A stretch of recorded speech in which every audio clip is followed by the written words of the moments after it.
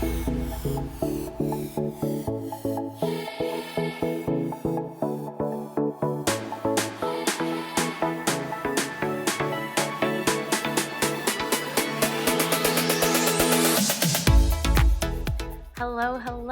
and welcome back to another episode of Poly plus Amor equals us. Today we are talking about astrology, and so let me back up. We recorded this episode with one of my friends. Her name is Izzy. She is a real astrologer, and we recorded this episode with her, and it was super great. But then we had so many technical issues that it ended up not being usable, which was such a bummer. But we really enjoyed this conversation, and Mike especially. And so we were like, we still have to put this episode out. So Mike and I recorded this episode together, just the two of us. Still going over all of the same information. And so that's what this is. So we aren't talking with Izzy, but if you stick around to the end of the episode, I will give you all of her information. So if you want to learn more about astrology, or if you want to book a session with her, you can. But so today in this episode, we are just doing, this is part one of two, because when Mike and I recorded this together, we ended up having a 2-hour long conversation. And so we're breaking it up into two different parts. So in today's episode, we are mostly going through Mike's chart, because I feel like when I got into astrology, I was like, oh, wow, this is really amazing, really fast. But Mike, it's definitely been like a 3-year sort of journey for him. And now he really, really likes astrology. And so we wanted to start this episode with him and his chart because he's like the math and science guy, and then for him to be into astrology. And also how all of this ties into polyamory. And so, in today's episode, we talk about Mike and his chart. We go through the basics. So if you have no idea about astrology, don't worry. We break it down in a way that will hopefully make sense to you. And if you're like, astrology, what? Just trust me, okay? Just, give it a shot. Take a listen, see what you think, especially when you hear it from like Mike's perspective and his journey with all of it. It's just, clearly we had a 2-hour conversation about it. So clearly it's a good one. So that's today's episode. And then next week, we will continue the conversation. It's a shorter episode, and we go into my chart, but we don't spend nearly as much time talking about my chart as we do with Mike's. So, here we go. Like I said, stick around at the end of the episode if you're like, wow, I want to learn more about astrology, or I want to get a reading of my own chart. Stick around and I'll give you all of that information. But otherwise, here we go. Let's hop right into it and get ready.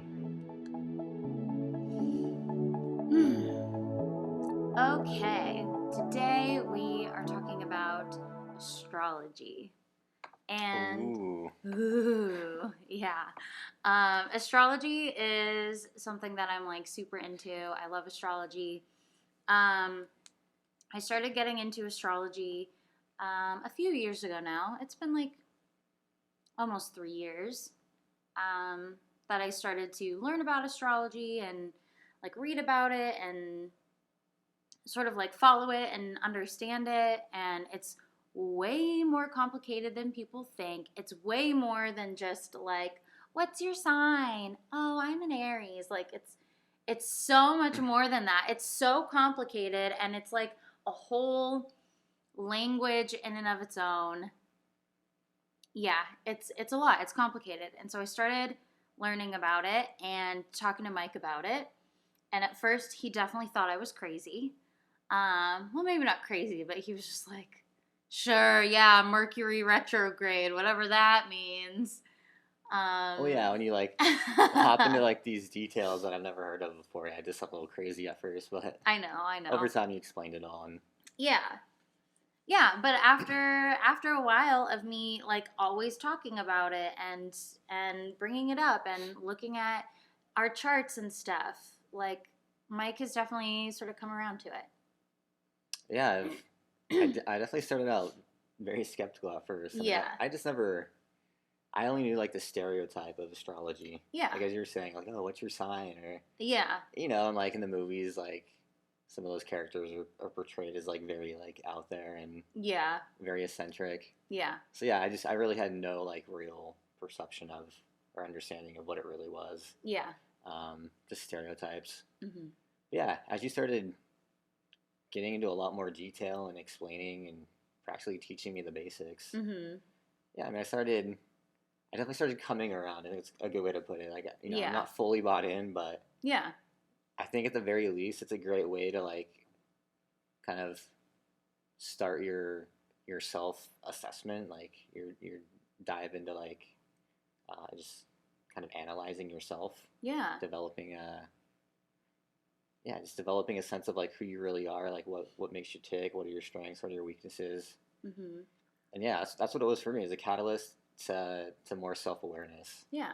I guess I should say, and yeah, then it has been. I have been definitely intrigued and surprised at how detailed and accurate Mm-hmm. my sign descriptions have been and some of my Mm-hmm. house descriptions. Yeah. So that's definitely been surprising. But yeah, it's been really cool to learn about from you. So yeah, thanks for always talking to me about it. And what can I say except you're welcome? that's the thing, you weren't even trying to convince me, like, oh, Well, believe no, of this, like course I not. believe it. You were just like explaining it to me, and I'm like, well, okay. Yeah. You let me like make up my own mind. You weren't trying to sway me in any way. Yeah. So I think that's why it's even more like it's become even more, I don't know, meaningful, or it's kind of important to me. Mm-hmm. Intriguing. Yeah. I'll say that.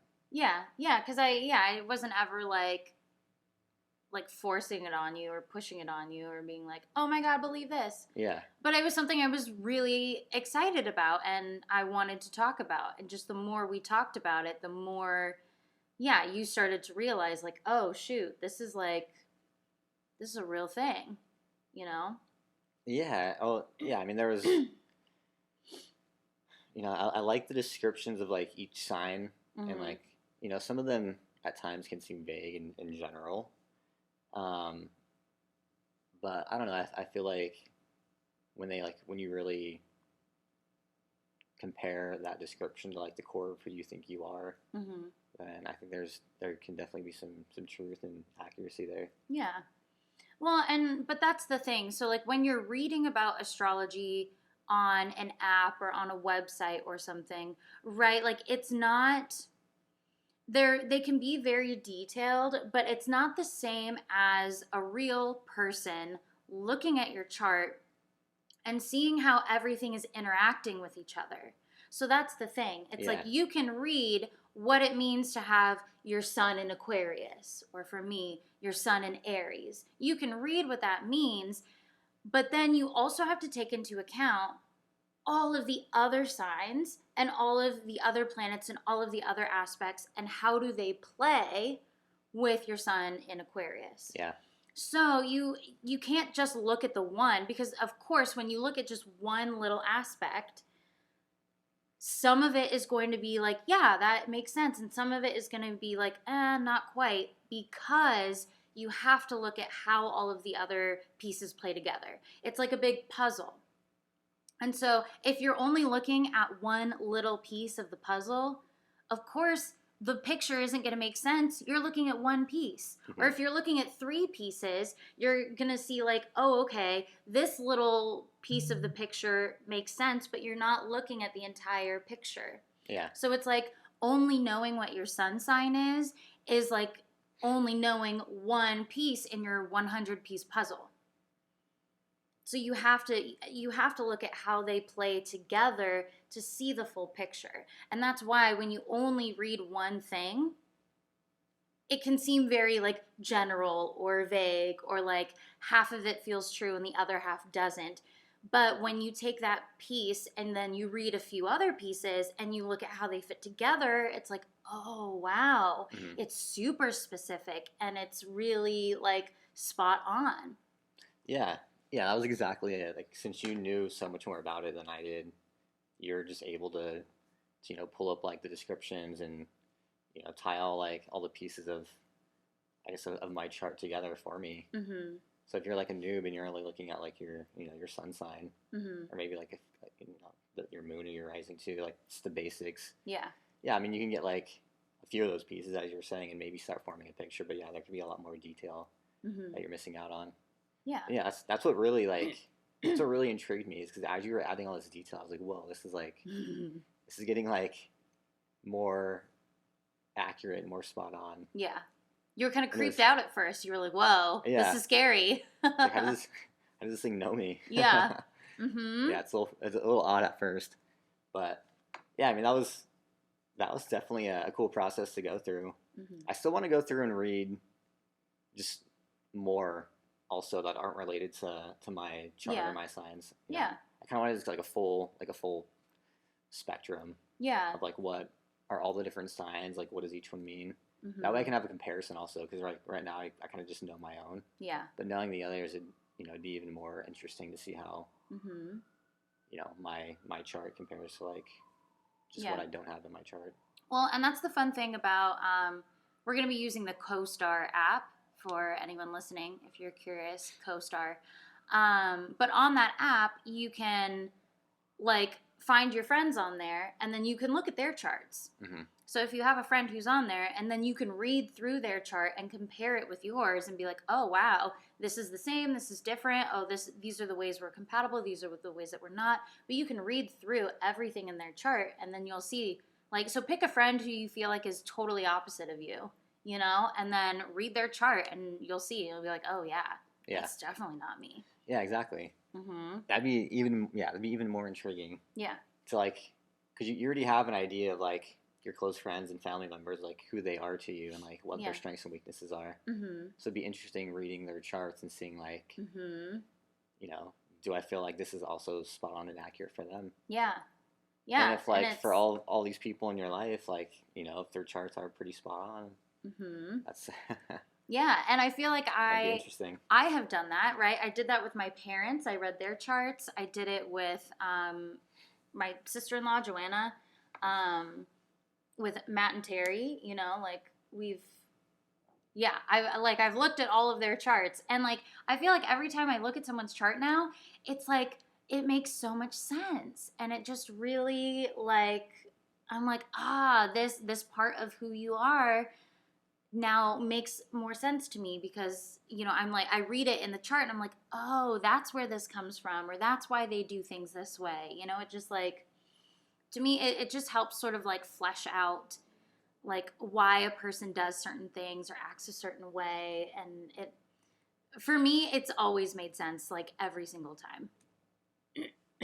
But so what does this have to do with polyamory, right? And we're going to get into that a little bit later. But the reason why I wanted to have this conversation is because I feel like if I had known about astrology, like when Mike and I were dating, and if I had known my chart and like what some of the placements in my chart meant, then I think it probably would have helped sort of like validate some of the experiences I was going through. And it might have led me to realizing that polyamory was the right choice for me sooner. And we'll get more into that once we like get into my chart and some of the placements in there. But that's part of the reason why. And it's like you were saying, astrology is like a really good way of like going inward and looking at yourself and asking some of those questions of like, you know, who am I? Why do I do things a certain way? And like asking some of those deeper questions. And through that, learning more about yourself. And so I just wish I had known, because then I feel like some of these questions could have been answered, or at least maybe I would have started asking some of these questions sooner. Yeah, exactly. If I had really known what astrology was. So that's the reason behind this episode and why we're talking about astrology. Okay. Should we dive in? Yeah, let's do it. Okay, so we're going to start with Mike's chart because, I don't know, because his chart it's newer. I don't know. It's a newer thing for you. I could just spout out off my chart and all the things, but we're going to start with Mike. Yeah, gotta start somewhere. Yeah.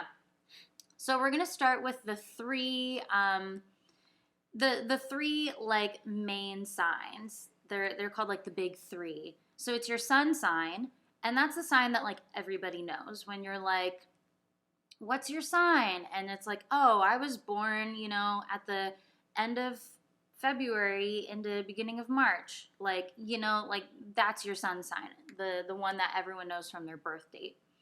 So we're going to start with that. And so Mike was born February 10th. So that makes him an Aquarius. Aquarius is like the end of January through mid-February, you know. So yeah, your sun sign is in Aquarius. And Aquarius is one of the very last signs. So it is the last air sign in the zodiac, and it is the second to last sign in total in the zodiac. So it's kind of like when you start at the beginning with Aries, which is my sun sign, that's the first sign. So when you think about it, it's like kind of like a life cycle as well. So Aries is like a child, you know, and then as you go through the zodiac, the signs get like older and older. That's kind of like how I like to think of it. So if Aquarius is the second to last sign, Aquarius is like an older, mature sign. So Aquarius is also very like eccentric. My favorite thing to say about Aquarius is they're like, let your freak flag fly. You know, Aquarius is very like open-minded. It's an air sign. Aquarius is very like, be yourself no matter what, no judgments. But also a bit of a rebel of being like, I'm going to go against the status quo. I'm going to do things differently. I'm going to do things that, like, even if it's not what society wants, I'm going to do something different because it works for me. Aquarius is also, but at the same time, Aquarius also really looks at, like, the collective. So what is good for, like, everyone or for the group that's not necessarily always like the status quo. Does that make sense? Yeah. So when your sun sign is in Aquarius, your sun sign is basically like who you are at your core. So yeah, at your core, you can be very, usually not very judgmental, usually very open-minded. Aquarius, yeah, is very, shoot. I'm like, why? Now I'm coming up. Yeah, rebellious nature, eccentric, spontaneous. So I'm, just so everyone knows, I'm sort of like giving my interpretation of everything. I am not an astrologer, but I feel like I have a pretty good understanding. And I also have the CoStar app, or I'm sorry, I'm using the Time Passages app. I also have that open just to kind of like help me, because I am not an astrologer.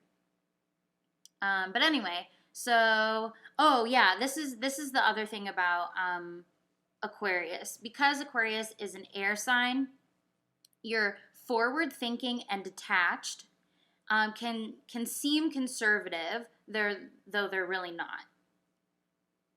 You know what I mean? So very like forward thinking. What? No, yeah, it's just funny because like some of those things, like let your freak flag fly. Like I'm like, that's.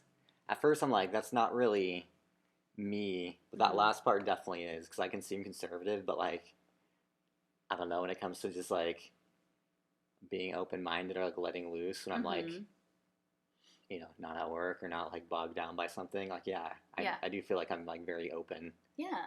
And like very not conservative. I have my moments when like I'm serious and I feel like I am conservative. But yeah, and I've always felt there's like I guess everyone at some point has like an inner rebel in them. Yeah. But yeah, I've always felt like I feel like I've had those characteristics, like the rebelliousness, like well, I'm just open minded in general. Like I've always listened to new ideas, and I've never been like I'm 100% like gonna believe this one thing and nothing else. Yeah. But yeah, I think the one thing that's probably difficult for a lot of people to like who know me, they'd probably be like, oh, this isn't really you. It's just because like all that has been like inward for me, and I haven't fully like expressed it as we've talked about in the past. And yeah, I think later on we'll probably get into something related to that. Oh, we will. On one of the other signs. We will. So yeah, it's like all these things. Like I hear that, I'm like, oh yeah, like that's how I feel. Like yeah, that's. I would say like if I have like a strong like like resonance to those traits. Yeah. But I feel like a lot of people be like, I don't know, Mike. I don't know if that's really you. Yeah. Because yeah, it's just I would feel them, but like I would never like outwardly express them. For the most part. Yeah. I have moments where I do, but yeah, a lot of the time I'm not. And I think also just in general, I tend to be a little more like contrarian. I'm always trying to like. But that is such an Aquarian trait. Yeah, and my brother definitely is too, and twin brother. Yeah, and that's what's so interesting too, and we'll talk about that too. Is you're a twin. Yeah. And even though you guys are very, very similar, there's some parts of you that are very, very different. Yeah. And so I always feel like I'm trying to like just push the limits, and there's like anything that seems cliche or like normal. I don't know. I've developed like a sense of humor like over time to just kind of like mock that stuff. Yeah. And that is Aquarius right there. That's like what you that is like the essence. It just always seems so, I don't know, just so boring and just like there just wasn't any like any thought or just like newness to it. I was just like, oh, like people are just following this. This seems so boring. Sheeple. Like, I guess, yeah. Or if you're just like, you're just more conservative in your beliefs and you're like, oh yeah, like this is like the tried and true way. I'm like, yeah, like I see that's the tried and true way, but like, I don't know, there's got to be something different or like more or better even. Yeah. So yeah, I think it's just like all this is like internally processing in me. Yes. Like in my in my beliefs and in my mind, but I just don't like explicitly like say that to like friends or family usually. Yeah. Yeah, but that's the thing. And so I think Aquarius, right, when we say rebellious, people think like the first thing that comes into your mind when you think of a rebel is you think of someone who's like anti-establishment and super like, but that's not necessarily what a rebel is. A rebel is just someone who thinks differently. Yeah. Well, those are also extreme cases too. Like exactly. It's much easier to identify like those who like are truly outwardly like rebellious. Yeah. Or if you're like, I don't know, like a goth, you're just like like you're, I don't know, I guess even if you're like a protester of some sort, like you definitely tend to be like, you're outwardly expressing those beliefs too. Yeah. But yeah, I think there's varying degrees. Exactly. Mine just hasn't been as like outwardly expressive. Yeah. And so that's what I mean. It's like rebellious, you're rebellious in thought. And that is, right, Aquarius is an air sign. Air represents our thoughts, our communication. And so you are rebellious with your thoughts and your ideas. Aquarius is full of all of these interesting, new, and different ideas. Mm-hmm. And looking at new ways to do things that benefit everyone. Yeah. And that's exactly what you do. Actually, that was probably one of the bigger things I latched onto also, was like doing things for like the greater good, or just like for like the group, not just yourself. Yeah. Because, you know, part of me is like, growing up as a twin, like I never had to share everything. You know, I wasn't just me. I was getting all the attention. It was always split between my brother and I. Yeah. And so I think like from that, and also just it just seems natural just to always consider like, you know, what is good for the group, whatever, you know, group I may be a part of, like a friend group, or me and you, or, you know, just like work as a whole. Yeah. Like I don't mind making like small sacrifices here and there for like the, you know, betterment of the group. And I'm usually not trying to like, such an Aquarius. I'm usually not trying to like only push my idea. Like, you know, I like taking like a survey or asking people like, oh, like, what do you think? Or like, you know, I'll throw out like an idea, like, oh yeah, like, oh, let's go here to like eat or to hang out. Yeah. But, you know, like, oh, like, what do you guys feeling? Like, what do you guys want? You know, take everyone's opinion, then make, okay. Yeah. Sounds like most people want to go here. Let's do that. Yeah. Like, whereas I don't need to like drill home like my. Whereas exactly then you look at me. Yeah. The Aries. You're the opposite. And I'm the exact opposite, right? Yeah. And of course, I'll go along with like whatever the group wants sometimes. But you always know my opinion. You always know where I want to go, and you're always gonna know if I'm disappointed. Yeah, you know? Can't argue that. And I am always looking at how I can get what I want. Always. Yeah. I'm always looking out for me. And I mean, like, you know, but it's like you said, you just said it's very natural for you to always consider the group. Yeah. That is not natural for me. That is something I've had to work at. Something that I have to remind myself of. It's definitely not me at all. Yeah.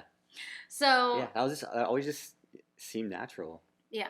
That's what was odd, because when I'm hearing these things, like, oh yeah, like that is my norm. Yeah. Like I always thought that was normal. And like when you're younger, you're like, oh, everyone must think like that. Yeah. And I'm like, oh wait, no, that's, you know, some people think like that, but everyone. not everybody. That's my norm. Yeah. And what else was I gonna say? Oh yeah, but it's not like, you know, I'm human. I'm always like looking out for my own like self-interest as well. But to me, it's like not like I feel like I need to do more than just that. Like it's just a natural pull to like not just consider my own desires, but also like everybody else who's a part of, you know, the group that I'm a part of. Yeah. Yeah. Not for me. Not for you. I wanna read one other thing from the Time Passages app. Okay. You are scientifically minded and logical and confident in manner. Oh yeah. Doesn't sound anything like you at all. Yeah, I guess I'm generally confident in manner. Yeah. I mean, there are times where I do get like a little shy, but yeah, definitely. You are likely to be years ahead of your time in the way you think. Didn't I just say it's about, you know, like new thoughts and ideas? And you can also appear to be more involved with your work than with other people, although you truly value social contact. Yeah, and that's exactly me. Yeah, that's like you to a T. I've been saying that for the past couple of years. Like, oh yeah, like I'm so like engaged in work and like I enjoy it, but I'm like, it doesn't truly make me happy. I do want to shift over to like focusing my priority more on friends. Yeah, you've said it on this podcast. Yeah. Yeah. But yeah, it's been going on for a while, and I feel like I'm slowly getting there. Had a little setback the past month because we've been so busy at work, but I think in general though, like even though, just overall, I do feel like I am more committed to that though. Yeah, I mean that's pretty accurate. That's pretty spot on right there. Okay, so that's your sun in Aquarius. So the next like main aspect is called your Ascendant, or a lot of people call it your rising. So what's your rising sign? What's your rising sign? My rising sign is Virgo. Yes. Good job, more. Yeah. That'd be kind of embarrassing if I didn't get that right. It's okay. You're still... I mean, but you've told me enough, and we've gone over it enough times where yeah. I should know by now. And so your rising sign or your ascendant is sort of, it's the sign that, it's the first sign in your birth chart. So if you are looking at your birth chart on the very left-hand side, it's the first sign. It's the sign that rules the first house. That's how you find out what that is. So you have to actually look at your birth chart or like look it up to find out. So your ascendant or rising sign is sort of like the way you come across to other people. So when people first meet you, what is their first impression of you? And so that's why sometimes maybe when you tell someone your sun sign, they're like, I don't know, that doesn't quite match up. Because when people first meet you, often they see whatever your rising sign is. And then as they get to know you, then more aspects of your sun sign will come out. But right off the bat, that's sort of like what people see is your rising sign. And also, it's kind of like the mask that you can wear. Some people more than others, but the mask that you wear before you like get comfortable with people and sort of let them in. But it's definitely like your first impression. And so your rising sign is Virgo. And Earth. Yes, good job. So Virgo is an earth sign. And for me, I feel like you definitely embody so much of the like Virgo aspects. And so when I started getting into astrology, I kind of did the same thing. I was like, I don't really know. Like Mike is an Aquarius. Like it took me some time to really sort of like understand what Aquarius truly is for me to be like, oh wow, that really is Mike. But then when I learned that your rising was Virgo, I was like, oh my God, this is Mike. Yeah. You know what I mean? So I feel like you really, really embody what a Virgo is. Like, so yeah, like your rising, yeah, it's like someone's first impression of you. Yeah. But like as they get to know you, like over time, and they're with you more and more, like then your sun or your core traits will become more apparent. Exactly. And so yeah, Virgo is an earth sign. Virgo, the like stereotypical Virgo is very organized. Virgos love to plan and make lists and check things off the list. They're super organized. That's like what I think of Virgo right off the bat. Let's see. Oh, very like conscious of details, right? Very detail oriented, neat and orderly. Like to keep your environment well organized. Oh my gosh. That's definitely me. Yeah. Everything needs a home. Everything needs to be organized. Yes. Need to know exactly where everything is. Mike makes a place for everything. I mean, you should see our place right now. Like, clearly it's not. Clearly I live here too. But when Mike and I first started dating and when we first like started living together, he would be like, this thing needs to be in its home. Where is its home? And I'd be like, this item doesn't have a home. Sometimes it lives on the floor. Sometimes it lives on that shelf. Sometimes it lives over here. And he would be like, I'm going to put it here. And this is its home now. And so this is where it belongs. And like, I'm just like, sure. But I'm terrible at that. I'm like terrible at organizing. And so now when we get things or like when we move and it's like, I don't know where to put this, like find it a home, and I give it to him and he'll organize and then I learn like, oh, okay, this is where it goes. That's its home. And then I can keep things organized. But that's really hard for me. It's really hard for me for some reason to like find a home for things. Like, why? I don't know. It just is. I'm like, that's why I just give things to you and be like, here, find it a home. Yeah. And you do. I don't know. Yeah. My brain just doesn't work that way. I like to be organized the way that you are has just never. I am organized, but not with like things. And you are. Yeah, I mean, ever since I was young, like, I felt like it might be kind of like a slight OCD thing, slight control freak thing, but But that's very Virgo. it always just made me anxious having like stuff lying around and messy. I'm like, oh, it shouldn't be there. Like that's not where it belongs. Mm-hmm.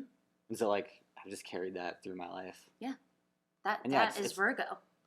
I don't know. I think I like it. It keeps me very organized, and I know where everything is when I need it. I know exactly where to look. I'm not frantically searching anywhere. So Mm-hmm. yeah, it just adds more calm and order to my life. Mm-hmm. Yeah. Yeah, I mean it's a little like Marie Kondo thing. Yeah. I guess. And I've considered myself to be, pretty minimalistic. I don't really own like everything I own. I use for the most part. Yeah. I mean, we've also moved a lot, so we've gotten rid of a lot of stuff. Yes, that has helped. That helps with the desizing, the decluttering. Mm-hmm. But yeah, I mean, that's to me like I feel like that's what a lot of people see. They see like the structured part. Yeah. And like as you were saying that, I was thinking like, yeah, like a lot of people. Well, I guess there's kind of two parts of me. Like there's the work me, and then there's like the not work me. Mm-hmm. And like the work me is like extremely Virgo and extremely disciplined and organized and like logical. Yeah. There's also you tap into all those traits when you're at work. I'd say it's more Virgo and a little bit like of the Aquarius. Mm-hmm. Like just being focused on work. Yeah. But I feel like when I'm at work, a lot of the time, like the Aquarius just wants out. It's just like it's like pushing. It's like, oh, like I can't wait for this to be done. I mean, a lot of people feel like that, of course. Pretty much everybody does. Mm-hmm. Unless you're just like obsessed with work for whatever reason. Yeah. But yeah, I feel like there's like really love what you do. those two parts of me. Yeah. Yeah. And it's interesting. Yeah, I feel like the work is definitely the more Virgo, and then like the not work, and just like going out and like when I'm socializing tends to be a little more of the Aquarius. Mm-hmm. I'm always trying to come up with just like off the top, like I don't know, random like silly things to say, or Mm-hmm. I don't know, it's like just come up with like kind of new. It's usually like related to a joke or just like something a little like on the sillier side, but Mm-hmm. that tends to be like my natural go-to. Yeah. I don't get like super in depth into stories. Like I'm always trying to find just like funny, silly, like witty little things to say that are just kind of like out there. Yeah. But yeah, no, it's fun for me, and it adds excitement, and it's also like I like it's like the counterbalance to like my Virgo, like that super structured part. Yeah. Yeah, exactly. And so I just have to say, from what you just said, let me read. Okay. Virgo people have a reputation for neatness, which can border on obsession. Didn't you literally just say that? Yeah. Like you're like, I think it's kind of like an OCD thing. Yeah. Oh, and for nervousness and a concern over issues of health. I don't know if you necessarily have that part, but like I could see like the nervousness kind of goes along with like the OCD. It makes you uncomfortable. It totally does. I mean, that's like that's also why I feel like I've always had some sort of anxiety, because you're always trying to be organized and structured, and things just aren't naturally that. You're trying to control something that just like sometimes can't be controlled, and it causes you anxiety. Exactly. And if you take that to like an extreme, you're just it stresses you out a lot. Yeah. Like that's why like there's like serious control freaks out there who are always just like so anxious and uptight all the time, because they're trying to like control these situations that are inherently like somewhat chaotic. Yeah. So I get that. I mean, I've been also dealing with that my whole life too. Mm-hmm. There's underlying anxiety of just like trying to like calm down and like let certain things go and like not be a perfectionist. Yeah. So. Yeah, all of that is like totally 100% Virgo. It's just funny because it's the opposite. Like they're almost Virgo and Aquarius are like kind of opposite. So that's also how I feel like I am, though. I feel like I do have these two sides that are kind of like competing, and I'm like shifting back and forth between them. Mm-hmm. It's interesting. Yeah. Well, actually, I think is Virgo and Aquarius I'm trying to think. Are they exact opposites? Let me see.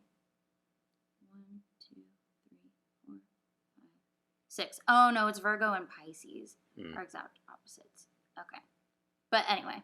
But yeah, but they are very, very different.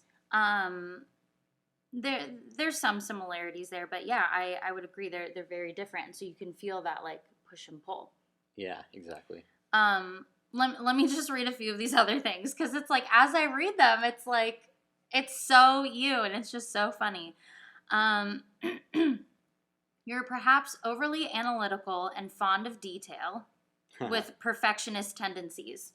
Yeah, that's You literally absolutely. just said like all of those words to Yeah. describe yourself. Yeah. And here they are right here.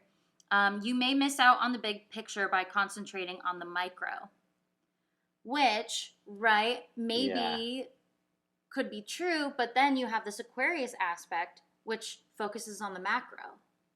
So do you feel like that's true? Or maybe sometimes at work, do you get bogged down by like the details of things and it's hard to Yeah, zoom out? I do. My boss helps me zoom out sometimes, and I have gotten better at that. Yeah. I think for me though, it's like I've definitely felt like kind of the push and pull between these two for sure. Mm-hmm.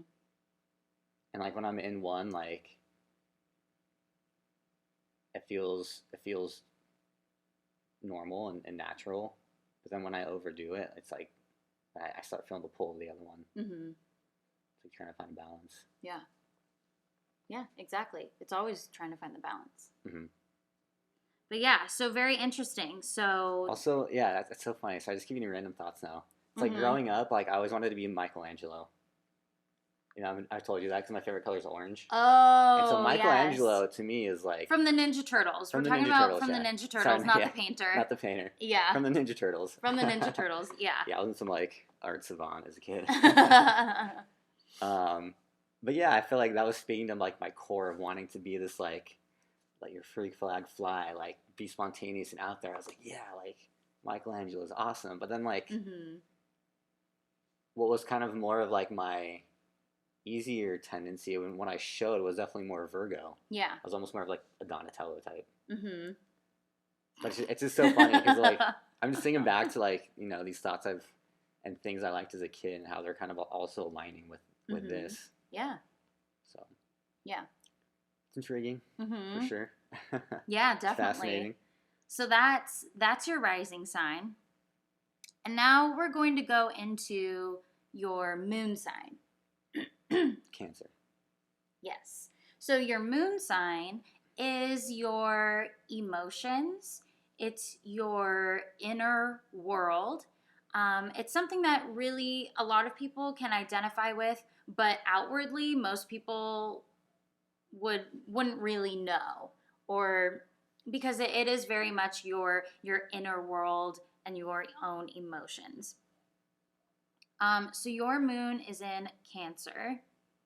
Um, and Cancer is a water sign. And Cancer is very like sensitive and nurturing. And Cancer is also sometimes related to like the mother or maternal. Cancer is the ruling sign of the moon. So the moon is ruled by Cancer. So it's very yeah, just like when you think of like the moon and the aspects of the moon and how the moon goes through cycles, just like women do. So it's very they're very connected. But so having Cancer as your moon sign can make you very like sensitive and caring. Let's see, sensitive, of course. What are some of the other things?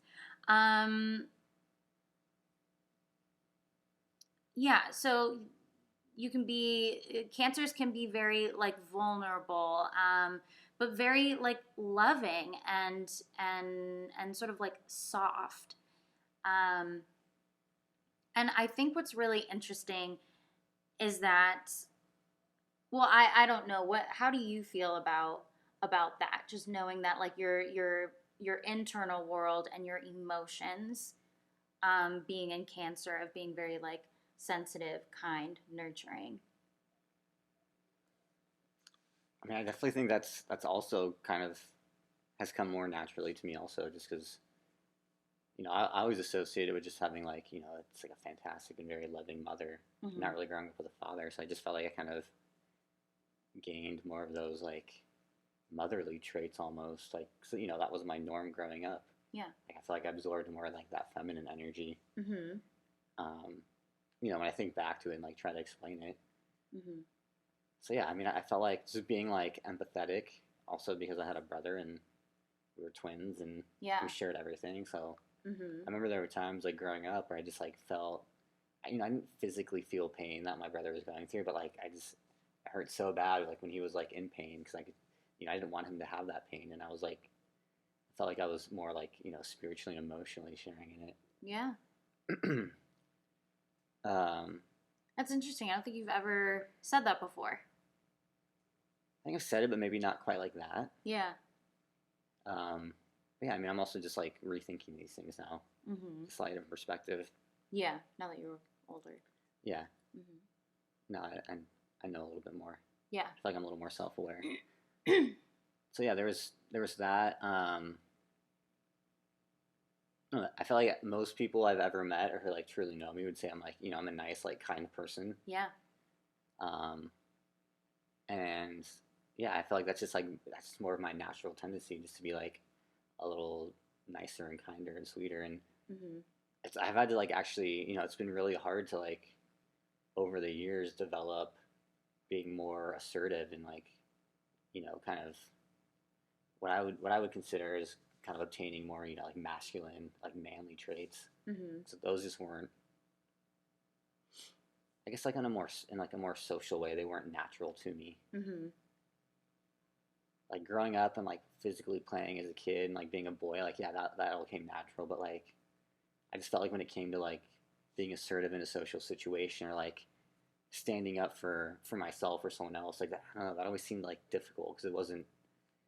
I felt like I just had to be like kind Yeah. towards everyone. But like there was a time where like, there were times where like you just can't do that. Yeah. And it was hard for me to like go against what I felt was like natural and normal. Mm-hmm. And so like I'd fight it, and like I had to like, come to terms with like, oh yeah, like this is my natural tendency, but it doesn't mean I always have to act like this, or like I should always act like this. There are times where I have to act a different way. Yeah. And like that's more of like, I guess, more of the fire side, Mm-hmm. which I don't have in any of my three signs. Not the three major signs, but Yeah. it's very interesting that you say that because your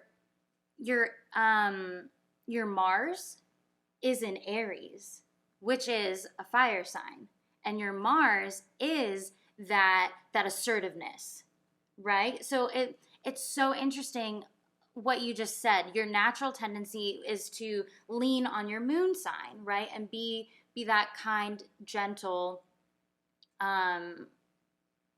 Cancer, Mm-hmm. Cancer moon, but that you've really had to work at this, but you have that aspect in you, but you've had to work on it, and that's your Mars in Aries. So it's literally what you just said. So your Mars in Aries, Mars is sort of like your masculine energy, and your moon is very feminine energy, and your moon is in Cancer, which is like one of the most like soft feminine energies. So your moon sign is super comfortable and happy in Cancer. So so being that very soft, kind, feminine kind of energy, it is very natural to you. But at the same time, you also have Mars, which is like sort of that energy that is, it's your masculine energy. It's when you're determined, when you want to go for something, when you want to stand up for something. Like Mars is ruled by Aries, and your Mars is in Aries. So it's like you have like both. Like you have your moon, which the moon in general is ruled by Cancer. Your moon is in Cancer.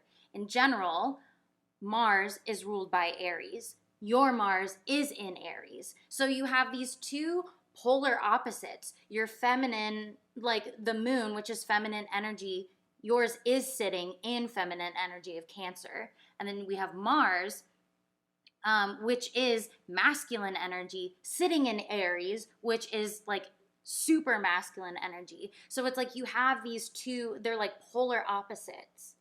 And you've been very comfortable in that sort of feminine energy, maybe because, you know, growing up with just a mom. And also Virgo can be a very soft, Virgo is called Virgo because virgin, right? So Virgo is a very feminine, soft energy as well. Even though they can be very like structured, they're still like a soft feminine energy. So if you think about it, all of that, and then you have your Mars, but your Mars is in your 8th house. And we're not going to talk too much about houses because I'm still starting to get to know houses.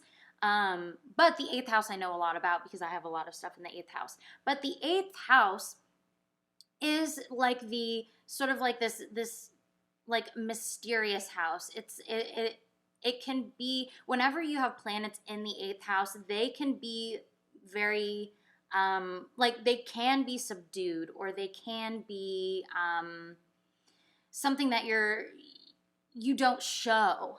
That's what it is. When you have planets in the 8th house, typically that's something that you keep very, very private, right? And so like I have my sun and my moon and my Mars all in the 8th house. So I have a lot of things that I sort of like, it's kind of like you keep it very secret and you only let a few people see it. That's kind of how I would describe the 8th house. And so your Mars is in the 8th house. So that sort of like masculine, determined energy, even though it's in this fire sign, it's very opposite your moon, which you feel really comfortable in. Mm-hmm. And it's also something that you tend to sort of like hide or keep masked because it's in the 8th house. Mm-hmm. And so that goes along with everything that you just said. Yeah? Yeah. I was going to keep going. Yeah, I mean, that's... Yeah. Yeah, that's how I've always felt, like, as I've grown up and kind of considered this more, like, yeah, that was kind of the realization I came to. Mm-hmm. You know, maybe not in this much, like, detail or, like, this, you know, in this, like, nice framework, but yeah, like... Yeah.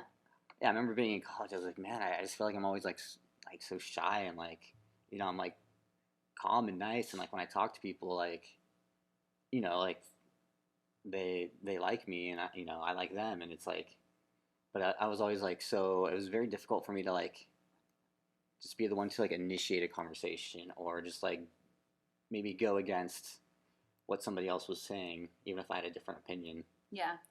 I just tended to, I was a little more passive, almost like kind of go with the flow, like, you know, don't rock the boat kind of thing. Mm-hmm. And, yeah, I always felt like that was kind of hard for me, because I feel like, you know, that might not be, you know, the common masculine trait. Yeah.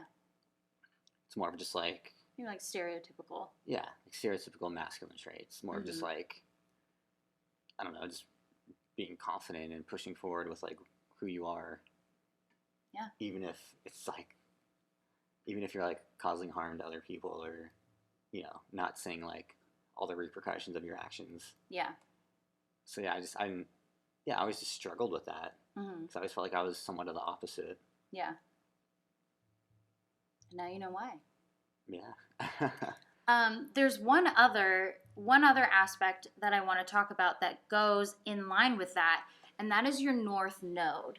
Okay. So your North Node is right next to your Mars, and it's also in the 8th house in Aries.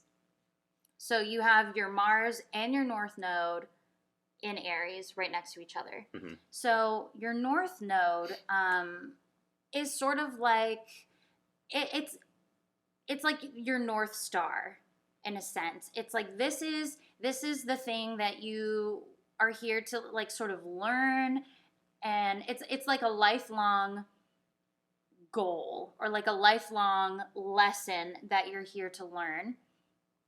And so with your North Node being in Aries, that's exactly what you're here to learn. And so then your Mars is right there. They're right next to each other. So no wonder, because your North Node is saying, like, this is something you're going to be learning your whole life is how to embody those Aries traits. Mm-hmm. And your Mars, which is all about your masculine energy, your determination, how you like put yourself out into the world, is in Aries. And that's the thing you're trying to learn with your North Node. So you see what I mean, how they like align? Yeah. How so like and then with it being in your 8th house, that also makes it like sort of like even harder in a sense. You know, it's not something that you like easily show. It's not like when something is your 1st house, that's like, here I am, right? But it's in your 8th house, which is like the opposite, which is like... Oh, is that how it works? Like the higher the house, the more... No. Oh, okay. No, not The exactly. more internal it is, so it's not... Okay. No. Okay. Just for 1 and 8. Yeah, okay. yeah. But so yeah, like your North Node, like let's see.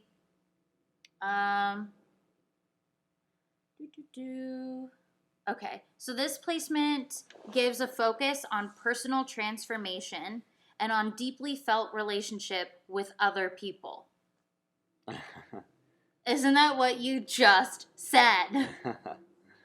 Yeah. Yeah, that's what I'm trying to focus more on. Yeah. In the past or in a previous lifetime, depending on what you believe, you paid a great deal of attention to ownership of property and material things. You need to gradually let go of these attachments in the course of this lifetime. This may prove difficult, especially if you have strong conjunctions between your South Node and other planets. We'll get into that.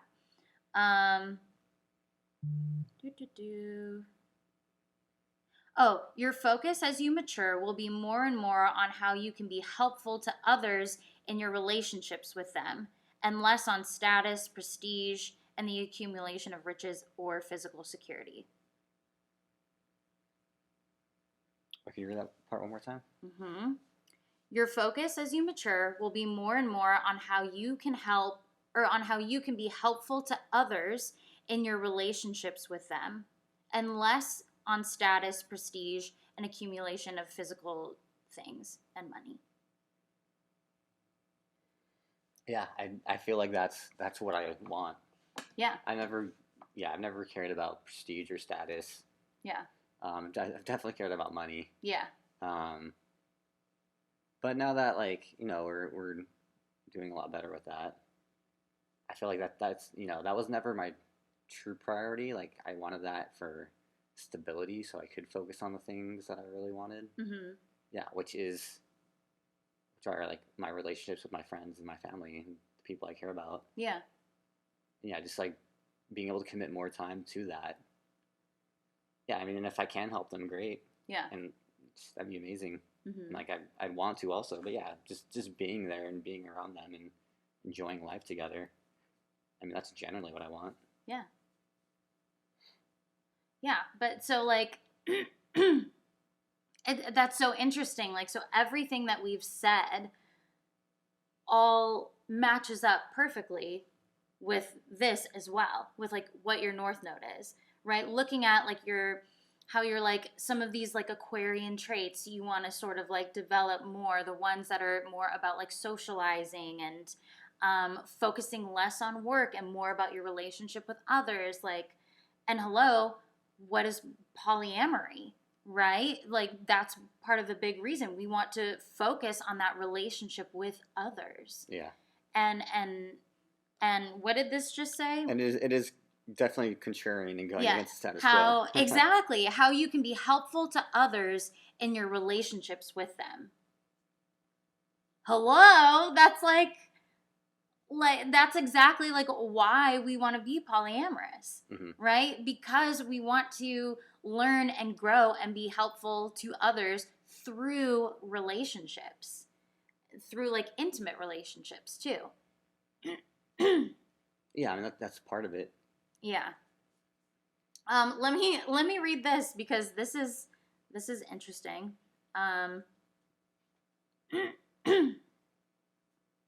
The sexual act itself can become a basis for your security and therefore transformative as you relate to others in a deeper and more spiritual way.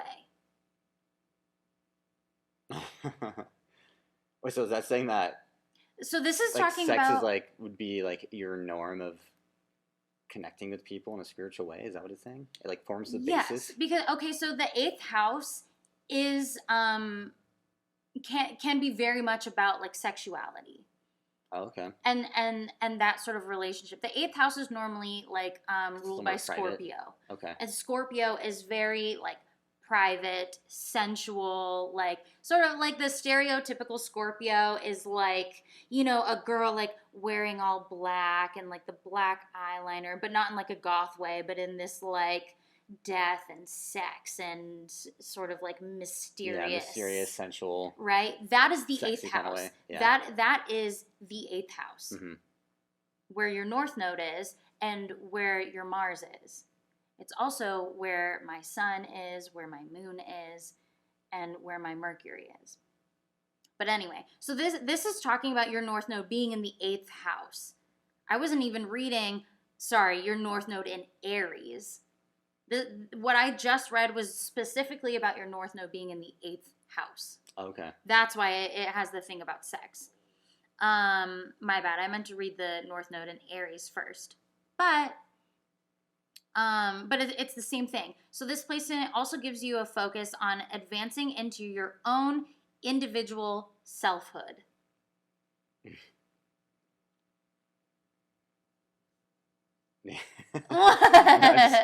That's what I feel like I've been doing. I feel like I never truly had like a self identity. Yeah. A truly defined self identity growing up. Being a twin, it was always like, Matt and Mike. We always kind of were viewed as one. Yeah, Mike and Matt. Mike and Matt, yeah. No, I mean, I don't know. Did people always say Matt and Mike, or did they say Mike or Matt? Were you first or second? I think it was probably Matt and Mike. I think a lot of people went alphabetically like that. Oh, wow. Well, for me, it's always been Mike and Matt. Of course, because it's your Aries.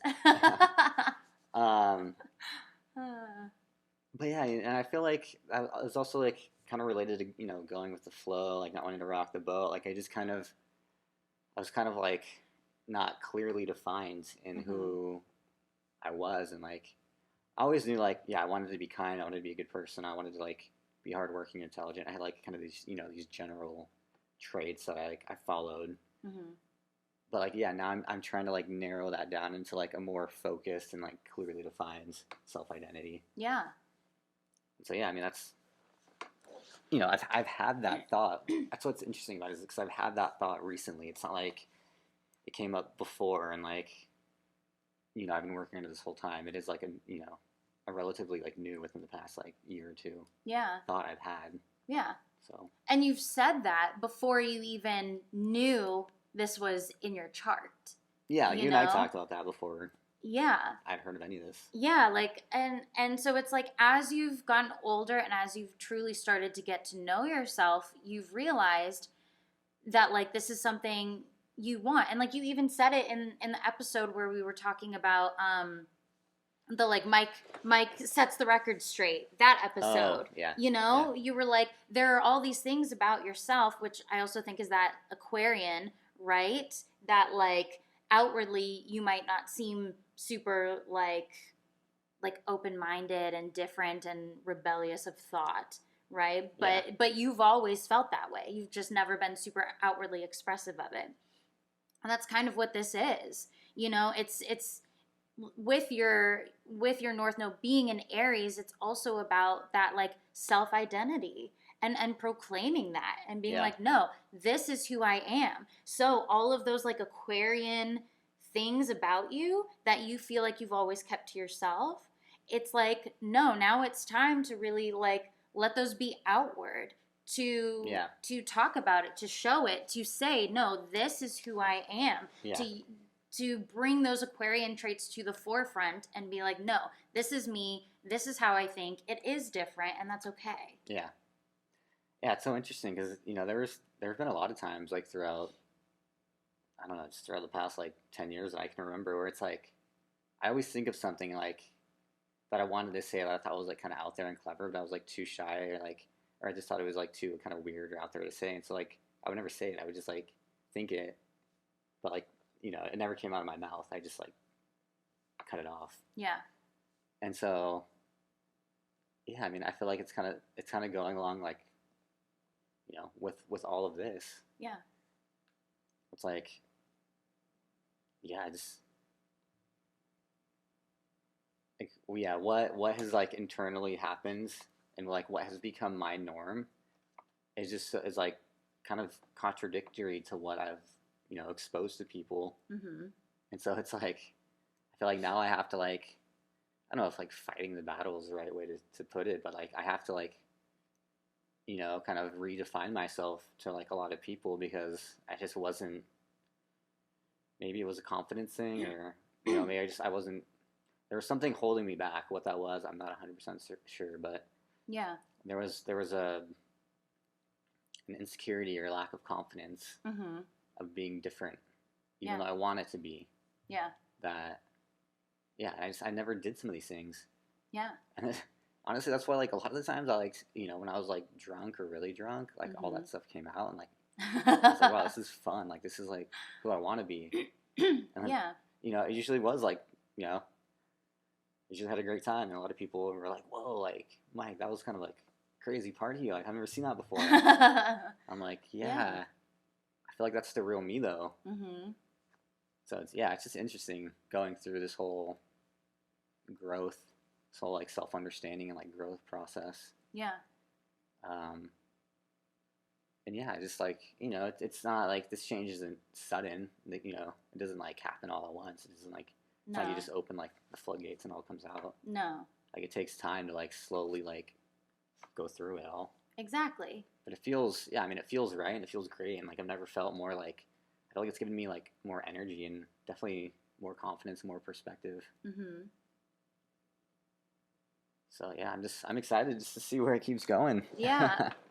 And that's the thing about the North Node. It is a lifelong process and a lifelong lesson. That's why it's kind of like you can call it like your North Star because it's like this is the thing that I'm working towards, and so you can always kind of gauge like, I'm kind of going off path. Let me bring myself back. Yeah. You know what I mean? Yeah. Of like saying like, is this thing that I'm gonna do, or is it not speaking up? Is that gonna be leading me on this path? No. Well, then maybe I need to course correct. Yeah. It's kind of so it's that North Star of being like, this is what I'm working towards to sort of fulfill like one of the reasons that I'm here in this lifetime. Yeah, and you like with that example, like not saying something that you wanted to say, like you feel it on the moment too. I'm like, oh, I should have said that. Like there's like Mm-hmm. that immediate regret. There's like that immediate like feedback. Mm-hmm. Like, oh, this isn't what you wanted. Like you're veering off that path. Like this is actually what you wanted. Yeah. And so like next time, to not be so regretful, Mm-hmm. you should say something. Yeah. Say what you want to say, kind of thing. Exactly. Okay, so how does all of this, all of the aspects of your chart tie into polyamory? Or like what can we by looking at your chart, what can we look at and say like, ooh, this could have been a clue as to why maybe polyamory would be right for you? Yeah. And I think the obvious answer is that you are an Aquarius. Yeah, that's the big one. That's the big one, right? The Aquarius is like the free thinker, forward thinker, doing things differently. And it's like you've said before on the podcast, like you've thought this made sense for a long time, and it was always something that you thought and you just never really outwardly expressed, like we've talked about. Yeah. There's also the open-mindedness part too, because yeah, ever since I can remember, it's like whenever someone has been like, oh, do you want this or that? I've always been like, or choose this side or that side. Mm-hmm. I've never been able just to choose just one. Yeah. It's like, if it's like about choosing sides, Mm-hmm. it's like, well, I don't want to like, pigeonhole myself into one side. I want to like keep an open mind about like I'll choose the side I'm more associated with, but I also want to keep an open mind and like still listen to and consider like what this other side is saying. Yeah. I don't want to be like so like diehard, like this is the only one right path. Mm-hmm. And there's I don't necessarily know if that's like a lack of commitment. It's more of just like I never want to like blind myself to like by choosing and only focusing on one thing. Yeah. It's like I want to keep like that open mind. Yeah. I know that's kind of vague, but like, No, that's a super Aquarian thing because I am not like that. I am not like that. And we're about to get into my chart, and I am not like that. yeah. Yeah. But it's also like, maybe it's because I don't want to like, that might be part of the greater good thing, possibly. Mm-hmm. Because it's like, I don't want to just like choose this one side and like negate this other side, you know? Yeah. It's like, yeah, I may more align with this side, but this side also has some good points here and there. So it's like, I still want to like keep an open mind to like what this other group is saying. Yeah. And then maybe see, how we could compromise. Yeah. Or how we could, figure out what works for the majority. Yeah. That's just generally like, that's like the general principle I've taken to like different, I don't know, different aspects where I've had to like choose one or the other. Mm-hmm. Like, I guess kind of an obvious or kind of like an easier to like recognize extreme would be like the jock or the nerd. Like for me, it's like, I just feel like I'm 50-50. Like I'm right in the middle of both. I have loved both. Yeah. Ever since like, like I came across the idea, I guess. I wasn't always like, oh, I'm only going to be like the athlete or I'm only going to be like the nerd. I'm like, I love, the physicality and like the being in the moment of like playing sports and like just like, the health aspects. Mm-hmm. But I also love like, I feel like I could do more by like training my mind and like becoming an engineer. I could help more people and just like just do more good for the world. Such an Aquarius. And so yeah, I mean, like it is demanding though, because it's like I do have like these strong desires to do both. Mm-hmm. And so like like I guess that's where the Virgo comes in, because I can I'm very structured and organized with my day. Like I break everything down into like, I'm gonna work these hours, but I'll have this time beforehand, so I'm gonna do this work beforehand, and then after work I'm gonna work out, and then I'll have this extra time to like maybe socialize or relax if I need to take a little bit of a break. So yeah, I'm always trying to like break down my day. Yeah. Like that. Yeah. But yeah, to me, like that's also, and then that also ties into polyamory. It's like, yeah, I love you and like I love our marriage and what we have, but there's also part of me. It's like I don't want to like cut off having intimate relationships with other people at the same time. Mm-hmm. So it's like, yeah, I mean, it's a lot. Also, it's a lot to like try to do. Yeah. It takes a lot of like discipline and planning and organizing and good communicating. Thing you got that Virgo in you. Yeah. It's definitely going to be needed. Yeah. It has been needed up to this point. Yeah. But yeah, I mean, to me, that's just like, it's all falling in line with like that core, Aquarian trait. Yeah. Yeah, exactly. But then also, I think looking at your North Node in the 8th house, that one's not quite so obvious, but after reading through it, and looking at how you want to be more assertive, you want to understand yourself more, but also how can you help people through relationship with them? That's a big one, and so like looking at that North Node, like that polyamory, it's like you can have lots of relationships with people, and how can you benefit others through those relationships? Mm-hmm. So that to me is like oh wow, polyamory, it fits right in with that. And so I think those two aspects are really big. One of them is your core, your sun sign, the core of who you are is interested in that. And so that's not to say that like every Aquarius, if you're an Aquarius, polyamory is right for you. Again, we've talked about like you can't just look at one thing. You have to look at a couple different things. Mm-hmm. But I think the fact that, yeah, you've always wanted to sort of like keep your options open or have options or be open-minded to new and different things, and then having your North Node also be there of like wanting relationship with lots of people, it kind of all makes sense and fits in. Yeah. Yeah. So, so interesting. It is, and it helps me like, organize these thoughts and beliefs I've developed, over my lifetime. Mm-hmm. So yeah, it's been very like, just eye-opening, but also like very helpful. Yeah. To help me like put it in like a framework. Yeah. And it has helped me establish more of a self-identity too. Yeah. Because it's not this is like this like, oh wow, like I feel like I'm going here now and then here, and then it's just like it's kind of like a swirling all over the place. I'm like I can like more clearly define how I felt. Yeah. It's helping me define who I am as a result. Yeah, it's like reading this and learning about your chart has kind of helped you.